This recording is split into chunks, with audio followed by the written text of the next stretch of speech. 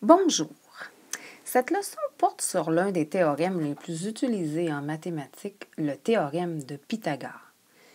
Le théorème le plus cool du monde des mathématiques, c'est mon préféré. Tout d'abord, pour appliquer ou utiliser ce théorème, il nous faut un triangle rectangle, comme celui-ci. À quoi sert ce théorème? Il sert à déterminer la longueur des côtés dans un triangle rectangle.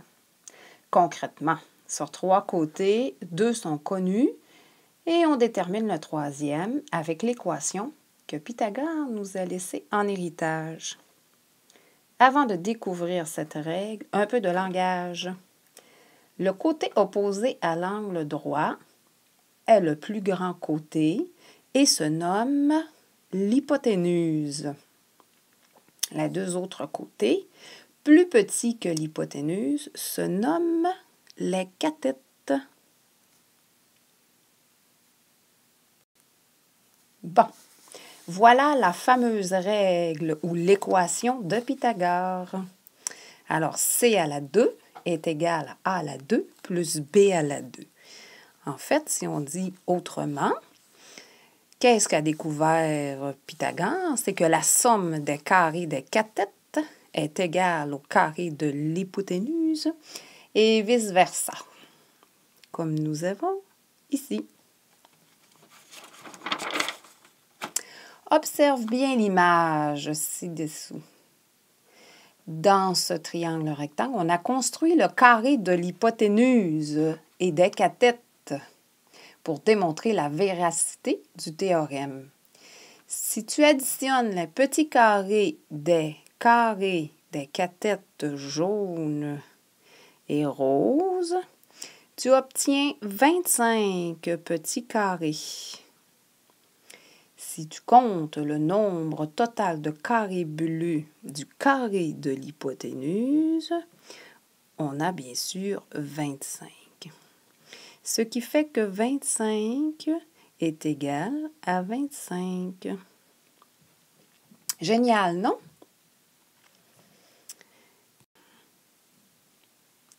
Allons appliquer ce théorème.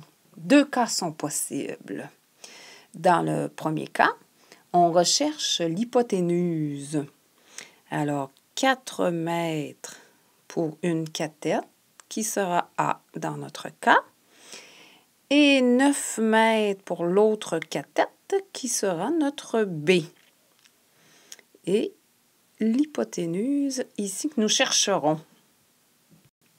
Tout d'abord, écrire l'équation. Donc, C à la 2. Attendez un petit peu, il y a un petit problème ici. Alors, reprenons. L'équation C à la 2 est égale à A à la 2 plus B à la 2. Et voilà. Intégrons tout ce que nous connaissons. Donc, C à la 2 n'est pas connu. A à la 2, 4 exposant 2, plus B vaut 9, 9 exposant 2. Effectuons nos opérations.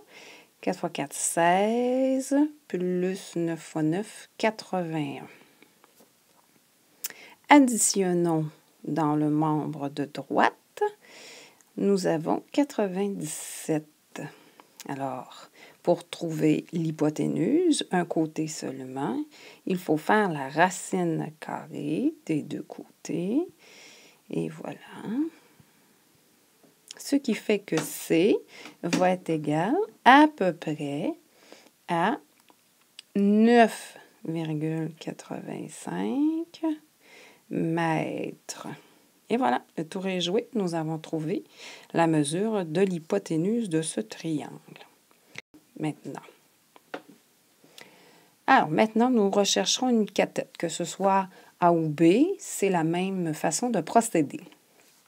Nous allons mettre 10 mm pour la mesure de l'hypoténuse. Mettons pour le A 6 mm. Et nous allons chercher Le B.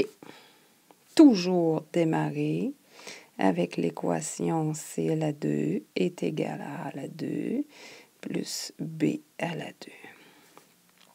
Remplaçons ce que nous connaissons. Donc, l'hypoténuse est connue. 10 à la 2 est égal à 6 à la 2 plus notre B reste en variable. C'est ce que nous cherchons. Effectuons les opérations. 10 fois 10, 100. 6 fois 6, 36, plus B à la 2.